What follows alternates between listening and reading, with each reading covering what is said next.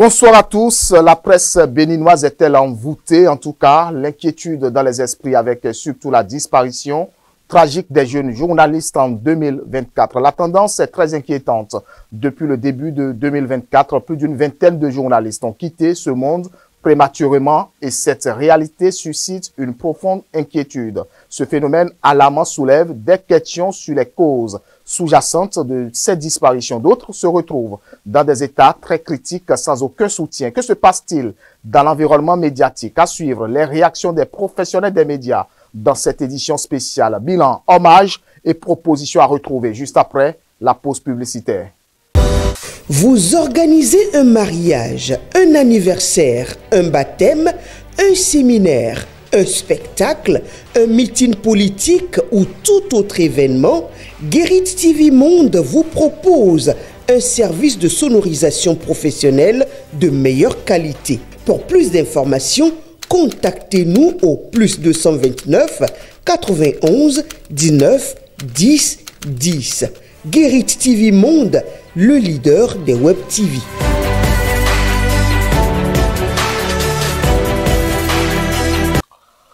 Depuis le début, mesdames et messieurs, de l'année 2024, un nombre important de journalistes, pour ne pas dire plus d'une vingtaine, sont passés de vie à trépas. Un constat qui devient alarmant et généralement les causes de leur mort sont les crises cardiaques, les accidents de circulation et autres. Guérit TV Monde vous fait le point des journalistes décédés en 12 mois. L'élément est signé Latifat Koweno. La presse béninoise traverse une période sombre marquée par une série de décès tragiques parmi ses membres. Ces pertes humaines qui touchent des journalistes, animateurs et communicants soulèvent des questions inquiétantes. En moins d'un an, plus de 30 décès ont été enregistrés, certains causés par des accidents de circulation, d'autres par des maladies graves comme le cancer ou l'insuffisance rénale. Les circonstances de ces disparitions soulignent une inquiétante tendance dans la profession. Des conditions de travail précaires, un stress intense, des accidents fréquents sur les routes et des problèmes de santé non traités ou mal pris en charge. L'accident dramatique du journaliste Joël Yetonji, amputé d'une jambe après un accident de circulation le 21 décembre 2024, est l'exemple le plus récent d'un monde médiatique vulnérable. De plus, des journalistes comme Judicaël Bagidi, Christophe Diossou luttent contre des maladies graves et des figures emblématiques de la presse béninoise comme Abel Betoenomon et François-Xavier Noumon ont respectivement succombé à une maladie et à un accident. En décembre 2024, deux grandes pertes ont marqué la presse béninoise. Ahmed Pikadi, un animateur radio et artiste chanteur, ainsi qu'Adissa Aliou Kelani, journaliste sportif à Radio Weke, sont décédés le même jour, le vendredi 20 décembre 2024. Ce double drame a profondément secoué la communauté médiatique béninoise. Précédemment, le 10 octobre 2024, le journaliste Delphin Gandonou de Imale TV Africa à Porto-Novo, qui luttait contre un cancer du foie, est décédé. Sa disparition a également été un choc pour le milieu de la presse, soulignant la précarité de la santé de nombreux professionnels des médias dans le pays. Aboubaka Sadikou nous a quittés le mercredi 7 août 2024, suivi de Thierry Lamissi, décédé le vendredi 16 août 2024. Le 5 septembre 2024, le journaliste et locuteur fond de Radio Planète, Jacques Agbozo, est décédé au petit matin, laissant un grand vide. Plus tard, le 26 octobre 2024, Arsène Ochon, journaliste parlementaire, a également tiré sa révérence, marquant ainsi une autre perte majeure de la presse béninoise. Cette série de décès appelle à une réflexion collective sur la santé mentale et physique des journalistes, les conditions de travail dans le secteur et les moyens de protection auxquels ces professionnels ont accès. Le décès récurrent de confrères met en lumière une réalité inquiétante. Il n'y a pas de garantie que cela n'arrive qu'aux autres. Chaque acteur des médias a la responsabilité de se questionner sur les causes de ces drames et de militer pour un environnement de travail plus sûr et plus humain. La fréquence de ces événements tragiques parmi les jeunes journalistes souligne un problème plus vaste.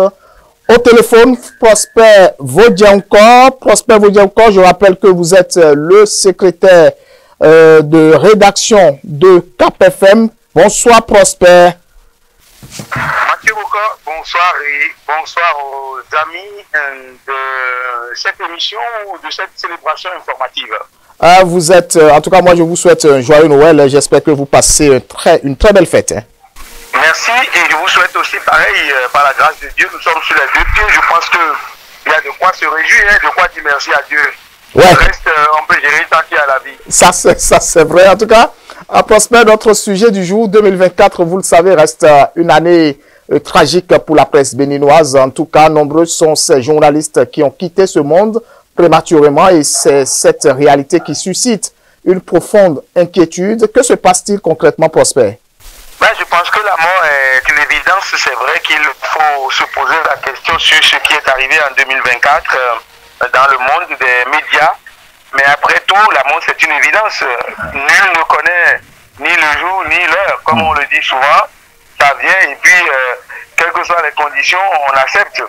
Donc le moins que nous retenions, c'est que nous allons prier, demander à Dieu, comme on le dit, de voir dedans pour nous et de nous prêter plus la vie. La mort, c'est une évidence. Mais à côté, il faut retenir que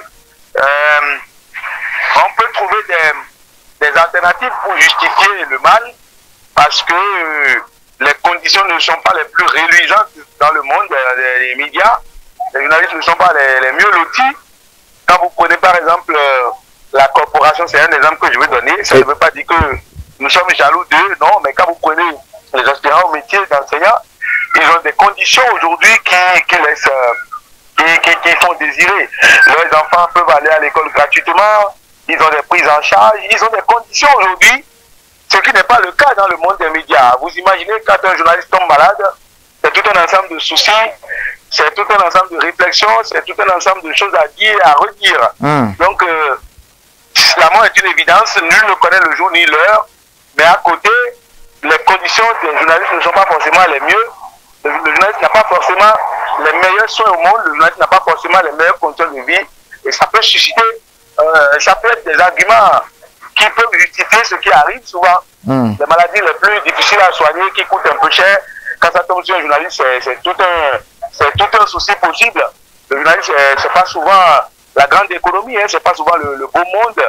Donc, c'est une façon de dire que nous appelons ainsi les promoteurs d'organes de presse, les organes de régulation, à réfléchir un tout petit peu sur l'amélioration des conditions de vie, surtout des professionnels des médias au Bénin. D'accord. Ce phénomène prospère, alarmant, soulève des questions sur les causes sous-jacentes de cette disparition. Vous l'avez dit, les conditions pas très réluisantes. Est-ce que les journalistes sont devenus les oubliés de la République? Bon, je ne peux pas faire une grande comparaison parce que je ne connais pas trop le passé. Nous, on est venus dans le métier il n'y a pas forcément longtemps.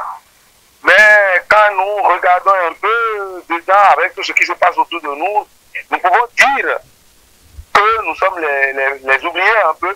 Parce que la corporation, depuis l'arrivée du chef de l'État, Patrice Talon, n'a pas subi de réforme comme c'est le cas dans les autres corporations. C'est vrai qu'à un moment donné, le chef de l'État a confié une mission à la haute autorité, la mission dont nous ne connaissons pas encore l'issue, mais c'est l'un des secteurs qui n'a pas subi de réforme, qui n'a pas subi de transformation, qui n'a pas subi de coûts, de modifications positives, comme on peut le dire. Donc nous sommes restés tels.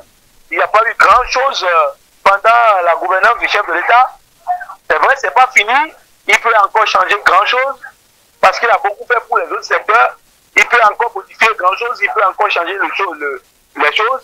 Mais là, jusqu'à aujourd'hui, je pense qu'on n'a pas reçu grand-chose. Le métier n'a pas été, le secteur n'a pas été objet de beaucoup de débats en matière de réforme, en matière de progrès.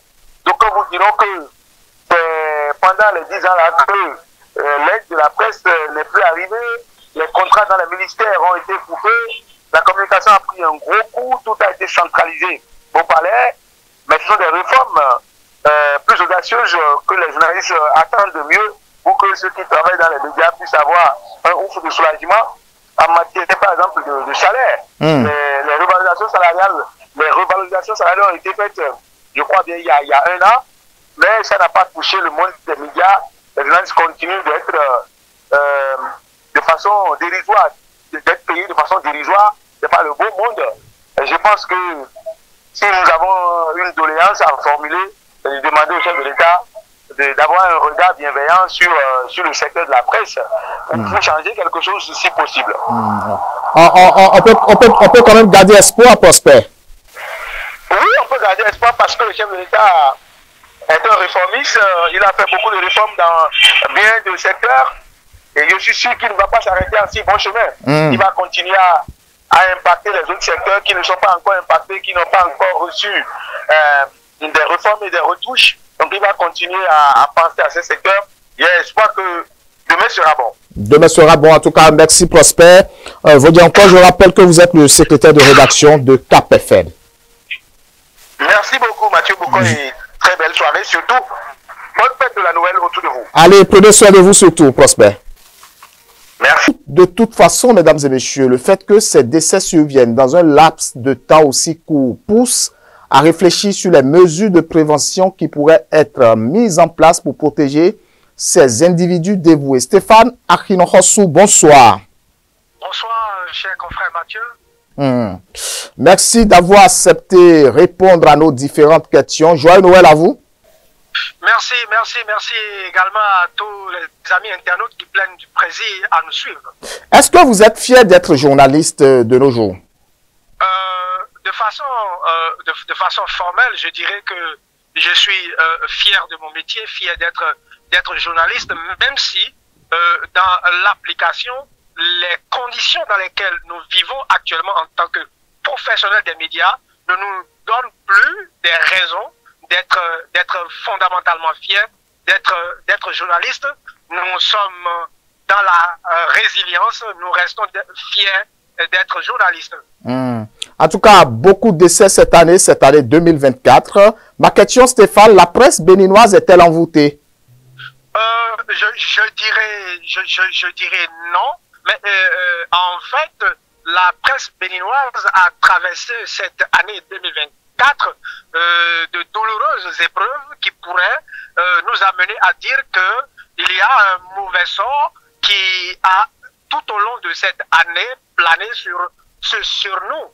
Mais en fait, c'est les conditions dans lesquelles nous vivons qui ont contribué à ces situations dramatiques et j'allais même dire pathétiques dans lesquelles nous vivons, parce que au cours de cette année, nous avons décompté, en tout cas à mon niveau, plus d'une dizaine de journalistes.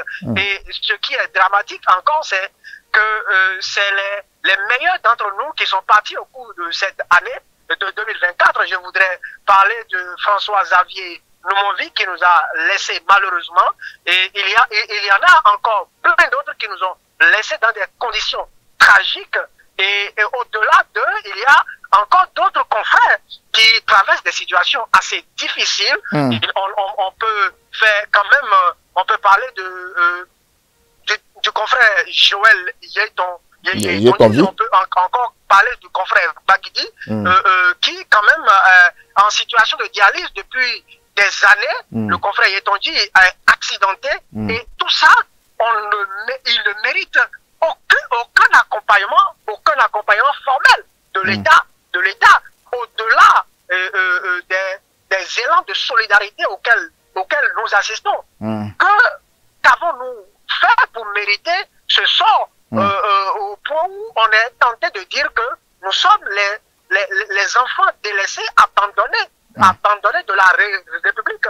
Nous sommes des professionnels des médias qui avons souscrit tout au long de cette année à une obligation constitutionnelle qui nous amène à donner l'information aux citoyens. Mais est-ce que nous méritons fondamentalement l'accompagnement de l'État tel que cela devrait être? C'est là la grosse question. Comment est-ce qu'on peut expliquer que des détenteurs, n'est-ce pas, donc de la carte de presse, ne sont pas en mesure de faire face à des céphalées pour acheter des paracétamol?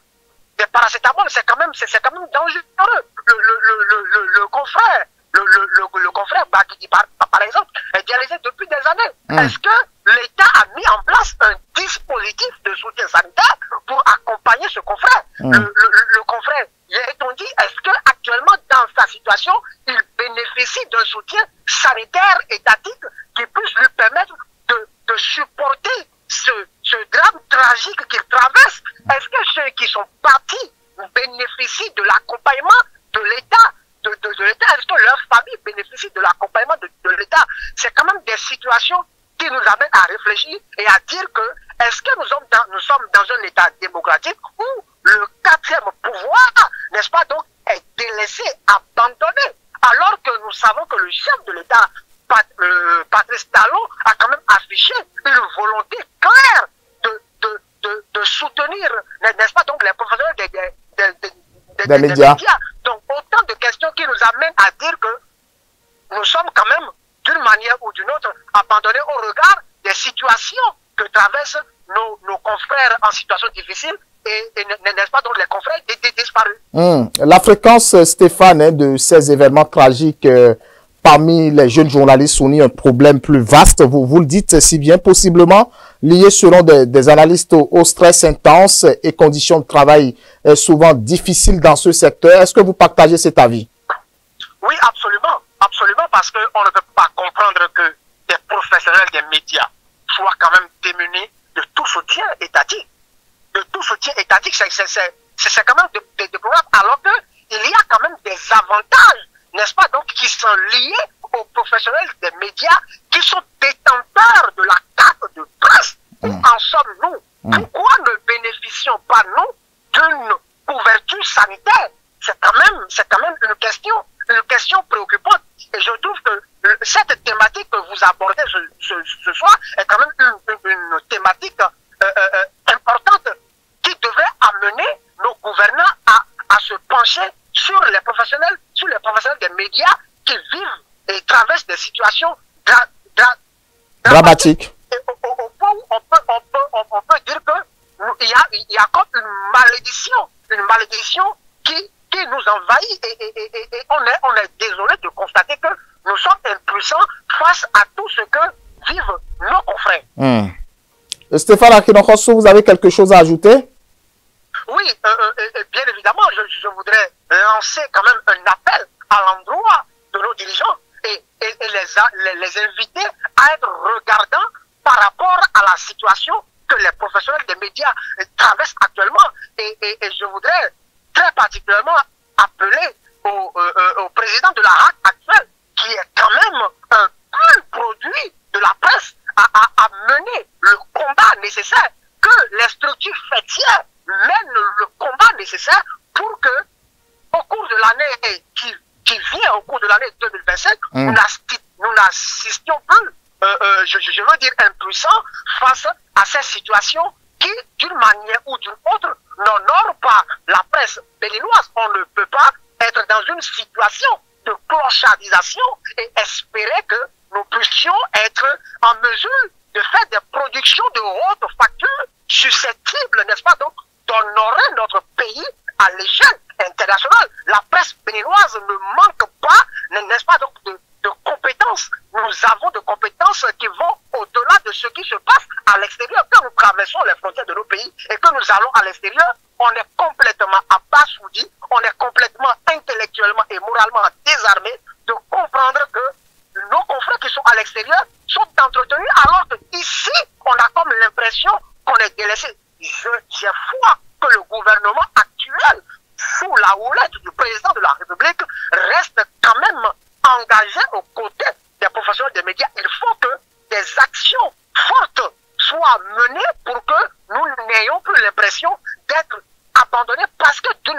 ou d'une autre, les professionnels des médias dans leur ensemble souscrivent, n'est-ce pas, donc, à une obligation constitutionnelle qui dit que nous avons le devoir d'apporter l'information aux citoyens. Et donc, nous méritons d'être accompagnés. L'aide à la presse privée, qu'est-ce que cela est devenu? Le président de la RAC a dit que l'Église doit être, l'Église reviendra maintenant au cœur de la cité. Il faut que cette métaphore soit mise en place pour que réellement nous soyons des professionnels fiers du métier ou de la profession que nous avons choisi d'exercer. Mathieu. Merci Stéphane Akinokosu. Je rappelle que vous êtes le rédacteur en chef de L'Autre Vision. Merci Mathieu. Allez, très bonne fête à vous. Merci, cher confrère Mathieu. Il serait utile, mesdames et messieurs, de vous rappeler la liste de quelques journalistes décédés en 2024. Nous avons, entre autres, Jacques Agbozo, Radio Planète, François Avienou Télé, Omer Sounouvi, ex-directeur de l'ODEM, Annick Ballet, au RTB, Jérôme Carlos, Radio Cap FM, Eloge Gandaro, Lawson, La TV Didi, Alléluia FM, Werungbe, José, Kokou, Maussi André, Oka Loun, Bonaventure, Radio Alaketou, Guy Dossouyovo, Marie-Thérèse Gonsalves, Sochino Batelemi, Mohamed Zoukaleri, au RTB, Robert Chando, Romain Toyi, Laurent Djigui, Aboubaka Sadikou, Sylvain Semlenko, Joe Lidi, Alléluia, Lamissi Thierry, Achille Adadja, Lamine Hassan Doji, et puis, mesdames et messieurs, la liste est longue. Pour décrypter, bien évidemment, avec moi, cette réalité qui suscite une inquiétude dans le monde médiatique, je reçois pour vous Vigile Avancé. Bonsoir Vigile, bienvenue et merci d'avoir accepté notre invitation. Bonsoir, cher confrère, c'est un plaisir. Quelles sont les causes sous-jacentes des disparitions des journalistes cette année? Disons aussi bien les journalistes que d'autres, dans d'autres corporations, que ce soit chez les menuisiers, chez les maçons, disons chez les artisans ou même dans d'autres corps de métier, les médecins, les avocats, et oui, il y en a eu beaucoup cette année aussi, des magistrats, etc., etc., des gens meurent.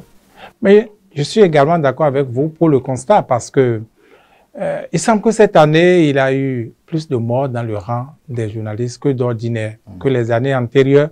Vous avez dit une vingtaine, mais moi, je voyais déjà presque 30, 40 morts. Pourquoi? Parce que, rappelez-vous, il y a de cela 2 à 3 mois comme ça, on parlait déjà d'une liste de plus d'une vingtaine. Le jour où on comptait 25, 26, c'est le jour Delphin Gandon, que vous n'avez pas cité sur votre liste, par exemple, était décédé. Et bien après ça, il y a eu d'autres décès. Donc, cette année a été particulièrement éprouvante pour les journalistes. Pourquoi? Je ne saurais le dire. Je ne saurais le dire, disons, pour ceux dont on sait exactement de quoi ils sont morts. C'est divers varié. C'est divers varié. Cela dit, globalement, de quoi meurent les journalistes? Les journalistes meurent du dénuement. Il se trouve que nous exerçons un métier noble, ça ce n'est plus à démontrer. Nous prenons la partie de la vérité, nous défendons l'intérêt général, nous sommes, comme on dit, la voix des sans-voix. Mais derrière votre veste que vous avez portée, je m'excuse, peut-être quand vous allez descendre tout à l'heure, vous allez dire, mais voilà, qu'est-ce que je vais manger, etc., etc. C'est ça le pays. Malheureusement, les journalistes, c'est bien tout autre. C'est dans le journalisme qu'ailleurs on fait le mercato, par exemple. Donc, les gens se battent, les gens misent de l'argent pour les débaucher, Malheureusement, au Bénin, c'est comme ça, nous n'avons pas choisi notre pays. Et les journalistes ne sont pas, disons, un cas isolé non plus dans le pays. La situation est difficile, globalement difficile dans le pays. Mais le cas des journalistes est quand même critique et tout le monde, les journalistes parlent de tout le monde, se battent pour tout le monde, mais il n'y a personne pour se battre pour les journalistes. Et bizarrement, voilà une corporation où les gens ne sont même pas conscients eux-mêmes. chacun attend son tour, voyez-vous. Et tout le monde dit, oh, je prie désormais pour que cette liste-là s'arrête. Mais d'abord, la liste ne peut pas s'arrêter parce que les gens meurent, donc les journalistes mourront aussi. Mais ce qu'il faut éviter, c'est l'accélération, c'est ce volume de décès-là, voyez-vous. Et tant qu'on n'a pas trouvé une solution, ne serait-ce que un remède immédiat, à savoir la prise en charge, qu'est-ce qu'il faut faire, je crois qu'on n'y serait pas. Et en principe, quand ce genre de choses vous arrivent, ce qu'on peut y gagner, c'est la prise de conscience. Donc, prenons conscience et voyons qu'est-ce qu'on peut faire. En tout cas, certains confrères pensent quand même que le gouvernement, les patrons de presse, les institutions doivent prendre conscience de ces défis et travailler ensemble pour offrir un environnement sain pour les professionnels des médias. Non, je ne pense pas. Bon, la première solution, c'est les journalistes eux-mêmes d'abord. Si vous attendez ceux que vous avez cités là, les politiques que vous critiquez, bon, pour ceux qui parlent encore à longueur de journée là, et un journaliste meurt là, un journaliste critique meurt, bon, c'est une solution pour eux, c'est la paix, eux, ils vont avoir, c'est vrai que peut-être humainement ils vont être un peu emballés sur le coup, mais ils vont dire, bon, c'est pas moi qui l'ai tué, donc au moins j'aurai la paix. Il faut le dire cyniquement, mais c'est ça. Voyez-vous, donc c'est les journalistes eux-mêmes d'abord. Et on en a les solutions, on en a les moyens. On a les moyens. Voyez-vous, on peut voir dans quelle mesure contracter avec, je sais pas, des hôpitaux ou des structures. On le ferait, on peut le faire. Malheureusement, les journalistes refusent de réfléchir. Moi, je ne sais même pas si ici, à Guéry TV, vous êtes conscient, est-ce que vous avez essayé une petite solution par rapport à ça? C'est déjà ça. C'est pas attendre les autres. C'est déjà ça. Ça commence par vous-même. Puisque les gens meurent là, et que vous êtes journaliste, vous dites, qu'est-ce que je fais? C'est ça. Est-ce qu'on a pris cette conscience-là? Moi, je crois que ça commence par là, déjà. Moi, j'essaie de prendre conscience, je le dis, excusez-moi, parce que les gens diront, et lui? Bon, moi, j'essaie de faire quelque chose à mon niveau. J'aimerais que chacun commence par songer à ce qu'il peut faire déjà à son niveau pour ne pas être surpris. La mort, ça existe toujours, hein, mais comment gérer les pots cassés? Il faut, c'est pas parce que vous y pensez que vous mourrez tout de suite que vous appelez la mort. Voyez-vous? Et avant la mort, il a la maladie, il a ceci. Ouais, les journalistes, vous savez, nous avons souvent, entre autres vices, la femme, on dit, la boisson, tout le reste. On a la boisson gratuitement. Vous allez sur des événements. Mais c'est tout qu'il faut boire à tout va. Ouais, il faut que chacun puisse s'interroger. Il a plein de choses. Comme tout le monde, hein, comme tous les autres corps de métier. Est-ce que vous faites au moins un bilan par an? Est-ce que vous faites un peu de sport? Il y en a qui sont morts s'ils avaient été régulièrement voir un cardiologue. On leur a dit, arrête de trop boire, laisse carrément l'alcool, marche, n'est-ce pas, bois beaucoup d'eau. C'est des petits trucs, pas seulement pour les journalistes, hein, mais puisque les journalistes sont beaucoup plus confrontés à ça. Voyez, vous regardez l'heure qu'il est. Vous êtes ici, c'est pas sûr que vous allez encore marcher. Demain, vous allez reprendre encore et être en train de construire. Bon, excusez-moi, je ne vais pas finir la phrase. Ouais, donc, c'est ça également. Il faut pourtant qu'on fasse l'effort de faire quelque chose. Moi, quand j'entends les informations qui cauchemardesques là, après que j'ai fini d'être abattu, je me dis, bon, qu'est-ce que je fais pour parer un peu aux choses? Je crois qu'il faut que chacun puisse allumer cette conscience-là en lui. Est-ce que les cas de presse ont-elles encore une valeur aujourd'hui? Il ne faut rien attendre des politiques. En tout cas, moi, je n'attends rien des politiques. Je le dis en toute sincérité. Et si la solution, ça va être, mais nous, on prend la partie des autres, non, on se bat pour ceci, non. Non. Si nous-mêmes, là, on se dit, qu'est-ce qu'il faut faire? Oui, on peut y arriver. Alors, si on peut y arriver, qu'est-ce qu'on met en place? Quand nous aurons mis les choses en place, on peut aller voir les gens. Mais moi, je n'attends rien des politiques parce que le politique, même quand bien il te donnerait quelque chose, ce serait contre quelque chose.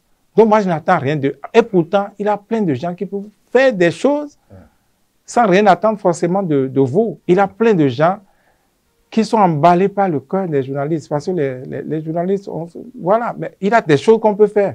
Mais si vous n'enlevez pas les politiques de votre solution, ou du moins, si vous ne comptez pas sur vous-même, sur eux, en dernière minute, c'est-à-dire, il y a des positions qu'on puisse prendre, des solutions qu'on puisse prendre, telles que le politique, dès qu'il est là, il ne peut faire autrement que de valider.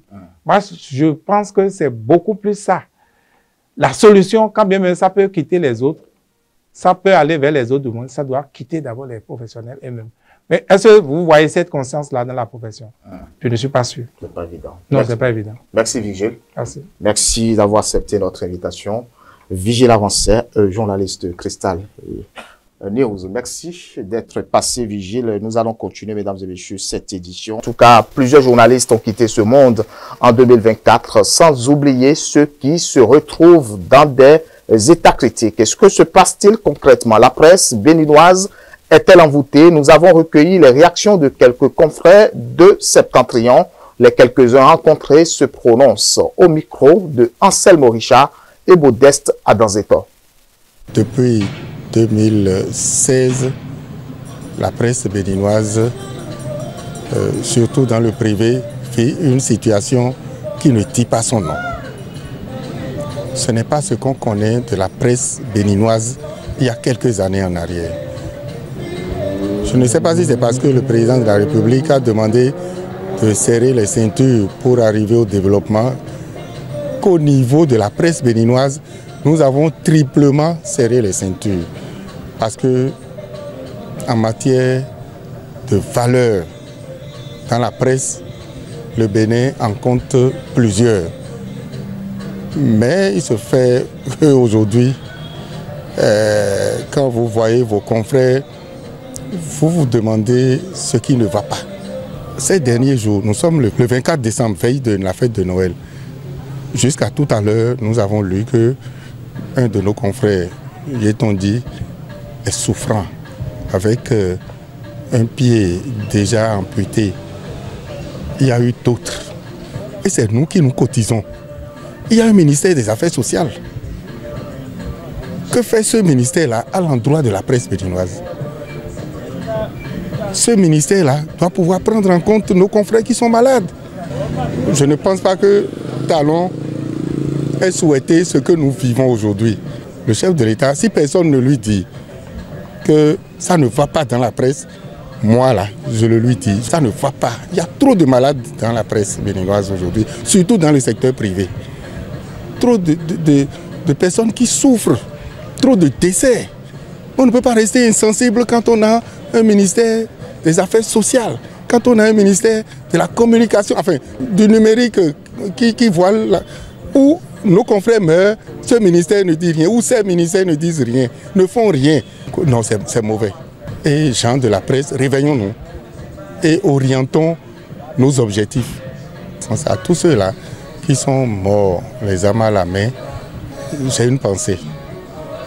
Et je demande à Dieu d'accueillir leur âme, de pardonner tout ce qu'ils ont fait de mal et de veiller sur leur progéniture, sur leur époux ou épouse, sur toutes les personnes qui leur sont chères.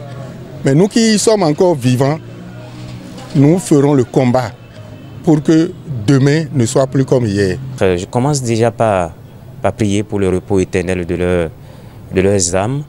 Mais à l'analyse, on se rend compte que ces décès, on pourra parler de tout ce qu'on veut, hein, de maladies, de l'âge, la vieillesse et tout. Mais ça traduit une certaine précarité qui caractérise le monde des médias depuis quelques années maintenant dans notre pays, notamment depuis l'arrivée au pouvoir du président Patrice Talon. Ça, il faut oser le dire, le secteur des médias est l'enfant malade de la gouvernance du président de la République. Pour m'appuyer sur les cas dont vous venez de parler, c'est-à-dire l'ancien journaliste de Sika TV et qui est actuellement accidenté et qui est actuellement hospitalisé. Il y a une cotisation qui a été lancée. Et je dois dire qu'il y a quand même un sursaut parce qu'on a déjà franchi le cap des 200 personnes qui ont cotisé pour qu'on puisse quand même sauver notre confrère qui est actuellement en difficulté à l'hôpital. Aucun appui du gouvernement, vous l'avez dit, C'est la preuve, encore une fois, que ce secteur-là est abandonné. Les gens vivent au quotidien dans la misère. Les professionnels des médias qui se lèvent chaque matin pour aller à la recherche de l'information, traiter cette information, la mettre à la disposition du public. Mais ces professionnels des médias eux-mêmes ne vivent pas dans des conditions dignes. Manger au quotidien, se déplacer, faire face aux besoins de la famille, ça reste un véritable casse-tête. Tout ça crée le stress. Je crois que le régime du président Patrice Talon, le régime de la rupture, a encore 1 an à faire à la tête de notre pays. Ce n'est pas encore tard. Il y a encore espoir, il y a encore possibilité de rattraper tout ce tort-là qui a été créé depuis 2016 pour enfin soulager les professionnels des médias dans notre pays pour qu'on puisse réellement jouir de notre métier. Nous avons perdu des confrères. En 2024, nous nous demandons encore jusqu'à quand les journalistes et surtout la presse béninoise vont se retrouver. Reconnaissons que ça ne va pas au niveau de la presse béninoise. Aujourd'hui, la presse ne nourrit pas son âme comme par le passé. Je vais inviter les confrères à intensifier les prières en mémoire de nos défunts et appeler les confrères encore à une mobilisation générale, à la solidarité, parce qu'aujourd'hui, les confrères qui sont souffrants, les confrères qui cherchent le moyen à s'en sortir de la situation que personne ne veut souhaiter, donc on doit aller vers eux, les aider et surtout profiter de nos carnets d'adresse pour être utile à la société. Aujourd'hui, c'est eux, demain, ça pourrait être nous. Nous avons vu des journalistes perdre la vie et on s'est beaucoup interrogé parce qu'ils sont nombreux. Vous êtes à la rédaction, c'est l'information qui parvient, on dit tel confrère est décédé, vous des maladies où vous n'arrivez même pas à déterminer ce qui l'a tué. Et donc, quand moi j'ai pris du recul, je me suis dit, quelque part, c'est peut-être les conditions difficiles dans lesquelles les professionnels des médias évoluent. Et donc, je pense que globalement, il faut repenser la presse. Et il faut repenser la presse et ayons le courage de le dire, sous le président Patrice Talon, la presse a été le parent pauvre. Il va falloir qu'un travail soit fait. Et il en est conscient. Et c'est d'ailleurs pour ça qu'il a demandé qu'une réforme soit faite à ce niveau, que nous attendons toujours. Je pense que quelque chose doit être fait, et de manière pressante. Parce qu'ils sont nombreux à laisser leur famille, et vous n'êtes pas sans savoir que, en tant que chef de ménage, lorsque vous quittez comme ça, vous perdez la vie. C'est que c'est souvent très difficile pour la femme qui doit garder les enfants. Donc je pense que les réflexions peuvent aller dans le sens où, de manière spécifique, qu'on puisse penser, peut-être réfléchir à voir ce qu'on pourrait faire à l'endroit de nos confrères qui ne sont plus parmi nous et qui ont laissé quand même leur famille. Si, à un niveau plus élevé, on peut réfléchir pour voir comment prendre en charge, même si c'est de manière forfaitaire, quelque chose qui puisse accompagner ces confrères. Je pense que ce serait bien. C'est une réflexion qui est ouverte, et puisqu'on est en train de procéder à une réforme, on peut intégrer ça aux réflexions pour qu'on puisse penser à ces confrères qui ont perdu la vie, qui ne sont plus parmi nous et qui ont laissé quand même des familles en difficulté. Et d'une manière ou d'une autre, ils ont servi la République, et ils ont travaillé, et aujourd'hui ils ne sont plus parmi nous. Il faut qu'on puisse quand même penser à eux, parce que vous avez vu le cas des forces de défense et de sécurité qui meurent les armes à la main. Vous avez vu, il y a un programme spécial à l'endroit de leur famille. On peut élargir ça, pourquoi pas, aux professionnels des médias. C'est ce que je pense. Ce sera tout pour cette édition spéciale entièrement consacrée aux confrères qui nous ont quittés de façon prématurée. Spéciale dédicace et courage à tous ceux qui se retrouvent dans des états critiques. Que le Seigneur apaise vos cœurs et vous donne le courage. Courage à toutes les familles éplorées. Occasion de lancer un appel de solidarité afin de sauver nos confrères en situation difficile. Je veux être fier, mesdames et messieurs, d'être journaliste, mais il est aussi du devoir de nos gouvernants, des patrons de presse et des institutions de prendre conscience de ces défis et travailler ensemble pour offrir un environnement de travail plus sain et plus sécuritaire. Merci de nous avoir suivis. Joyeux Noël à toutes et à tous. Prenez soin de vous et que Dieu nous garde.